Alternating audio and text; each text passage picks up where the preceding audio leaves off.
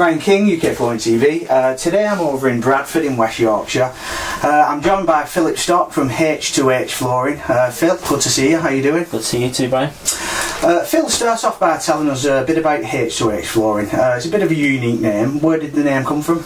So H2H Flooring was invented, sat behind my desk in my previous job, and it actually abbreviates to house to home. The reason for it is we see how many houses kicking around the industry these days, people in and out all the time, where it takes the final finishings of, like say, the flooring to make it a home. So just try to combine the two so the customer or the client can see the difference in the pair. What sort of flooring does H2H Flooring specialise in? So we don't do anything that we can't install, that we're not qualified to install. So at the minute it's textile, so your carpet, your luxury vinyl tile and domestic vinyl. What's your preferred choice of flooring to fit? I would say textile, but in textile I would probably say your plant fibre, so your naturals, your seagrass, your sisals. Yeah, I prefer the more technical type as opposed to your standard like polyprops. And what's your favourite manufacturers you like to use? So in terms of the products that I use, I do a lot of Crucial. In terms of sisals, seagrasses, so I've got bits and bobs of that kicking around, but that doesn't take away from the other manufacturers, like you say Abingdon, Westex, you know, all the other bits and bobs that you get from your manufacturers. And then Distinctive, again through Abingdon, is my local choice at the minute of vinyl tile. So you're big on naturals, because I know customers ring me, they struggle to find people to fit natural flooring. So yeah, like we said in the past, mate, you know, if you fill my diary 365 days a year of natural flooring, I'll go and fit it quite happily.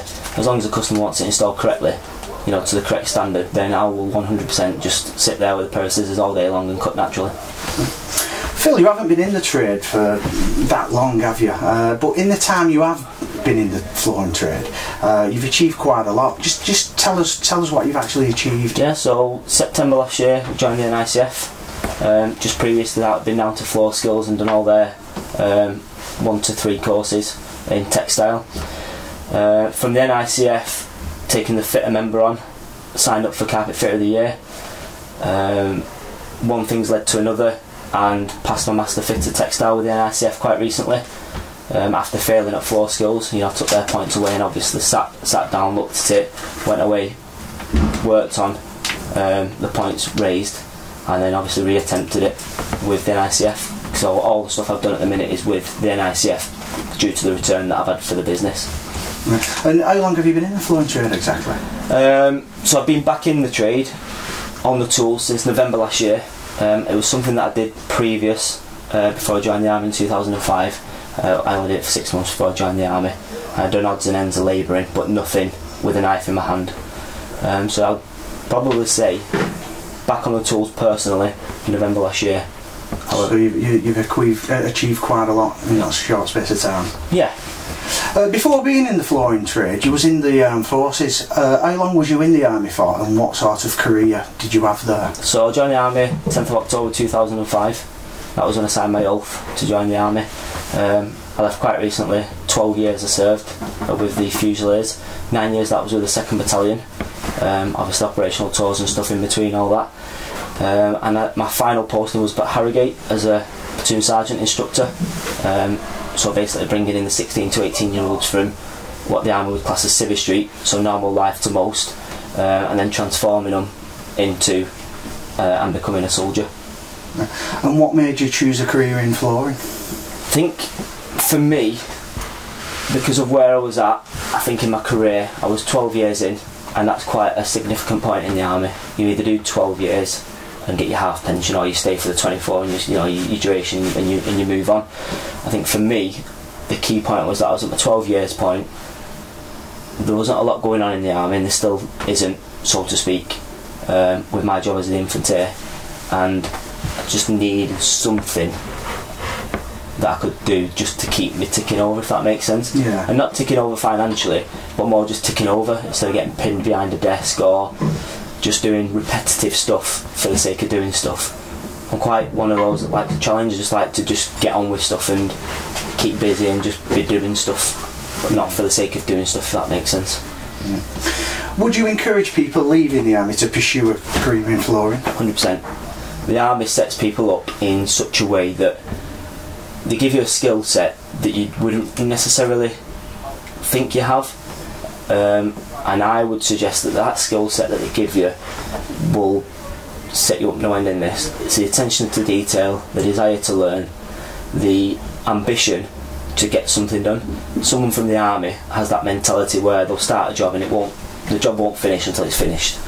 So if it takes all night, it takes all night, but once the job's complete, then it's done and you'll move on to your next task. And I think that's what this industry lacks, is that type of desire, of type of person who will give everything to that one task.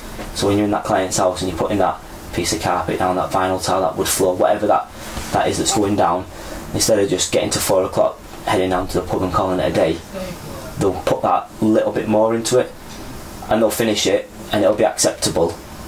But like anything, you can always pick it apart and go, I should have done this better, I should have done that better. So they'll always have the desire to learn and progress and want more, which this industry I genuinely think lacks. Yeah. Phil, you was this year you was one of the 12 semi-finalists in UK Carpet Fitter of the Year. What was that experience like for you? Daunting. To be honest with you, I wasn't even going to enter. Sat down with a few people, John Wright being one of them, one of the master fitters. He's in the final this year, and I was chatting to him over the phone, and he just said, look, what have you got to lose? Fill the questions out, have a go. You've already done the hard bit. You've put the ballot, the piece of paper in the ballot box at the flooring show. He says, fill the paperwork out. If you fill it out and you don't get a return, well, so what? Fill it out next year.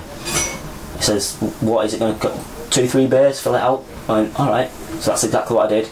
A couple of bays, filled the form out, and then there was down there. And the experience is something that you can't. I don't think you can describe the experience. I think you've got to want to do it and go down there just to better yourself, just to do it. But my best advice would be anyone that's thinking of doing it, do it. And if you don't do it, you'll only live to regret it. You didn't get through to the final. I know it was close, but are you re-entering again next year? And would you encourage other fitters to enter Carpet Fitter of the Year? Yeah, 100%. I'll fill the questions out, whether the questions are as technical as these ones were this year. I'll just enter again. You know, top 12's great. It's great for the business. You know, when it's that USP, isn't it? When you're out at a customer's house and they see that on your website that you're Carpet Fitter of the Year semi-finalist. You tell them it's the first year you've entered and they hear the background, the history of where you've come from. You know, for them, they see something like unique in their house, which there isn't many of people like that around, especially in my area. But 100%, you've got to. I don't understand people that wouldn't want to better themselves, personal develop themselves, and want to be the best that they can be in the chosen trade or skill or whatever. I just don't see why you wouldn't want to progress. So 100% I recommend it to absolutely anyone, whether you're NICF, floor skills, an apprentice, just someone in the industry that's just picked up a knife tomorrow, you know, and you're thinking you're going to just enter. What have you got to lose? Phil, I see you one or two certificates at the back of you there, so you're big on training. What courses have you been on? So floor skills, you know, I've been down to floor skills and there, subfloor right the way to their like advanced with Matt Bowles from Creative Flooring.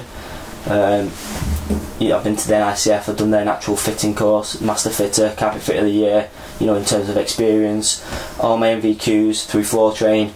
So training, because I've come from a training background where everything comes down to a certificate, you know, to prove competent. That's my mentality, and I would genuinely not employ anyone that hasn't got a certificate, because it just proves you're competent. You've passed exams, and, you know, it's good. So you're big on training then, yeah? Massive. What do you most like about the flooring industry, Phil? The challenge. I think that's what keeps me going now. I think it's the fact that I'll go and spec my own job, turn up, meet the client, you know, like everybody does, and then it's the fact that someone else can be in before you, and I like the challenge of trying to win the job. I'll never undercut. I'll always put my fair price in of what I think I can earn, you know, and be fair. But it definitely has got to be the challenge, hasn't it? You know, it's so unique. No job is the same. No two products are the same. You know, and and some of the stuff you come across is, well, you only have to look at the house that we're renovating to have a look at some of the stuff we're coming across on the floors. So yeah, it's good. I think it's a challenge more than anything. And what do you least like about the flooring industry? I don't like, it's not that I don't like, because everyone's different, but I think because of my attitude to stuff, I just feel that other people should want to be better, you know, and want to learn, and want to, you know, 30 years on the tools. I've got friends that have done 30 years on the tools and they're still on them now, and he's only just coming around to the fact that there is a different way of fitting, and you can get stuff tighter. You can, you know, just by using a speed cap, you know, it will assist you in stretching a carpet. You know, one of my friends has just bought a power stretcher and never knew what a power stretcher was, and it's that desire that he's come, or the pair of them have come to learn from me, when they both taught me like 12 years ago just how to put a bit of gripper down.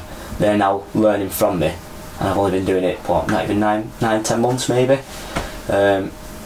It's that, like you say, it's that desire to learn, and if I can help other people progress and learn, quite happily, you know. But I think that's what upsets me, is the fact that people just want to get it done. That's it, done. You know, it's How would you take your mind off the flooring industry, Phil? What do you do in your spare time? So apart from play golf, ride a bike, and most of my cycling's for charity that I do, I will, like I showed you just round the corner, I've got like a little rug making station. So if I'm not trying to change the industry and bring the standard up, I'm trying to change other things and invent stuff and just move the industry forward and try and just put a little different spin on something, as opposed to it just being, there's a room with some gripper, with some carpet. I just want to try and better the industry and put a little bit of my stamp on it, just to better it for the next person coming through after me. And hopefully if everyone did that, you know, the industry will go back to what it was. So it's even flooring in your spare time? Yeah, the wife goes mad. I'm surprised I'm still married. Lastly, Phil, where do you see H2H flooring going? What plans and goals do you have for the future? So I think in terms of my business plan and the way we've gone about it with my accountant is, I think I'm ahead at the minute. I think that's fair in terms of my plan. I'd like a lock-up, but I don't think we need one, personally, because of the type of client base that I've got and the type of manufacturers that I'm dealing with. I'd like to get a couple of blokes on board, a couple of vans, send the lads off to the four corners if you like, or ladies, whichever, and then when the big jobs come in, just pull everyone together, get on the job.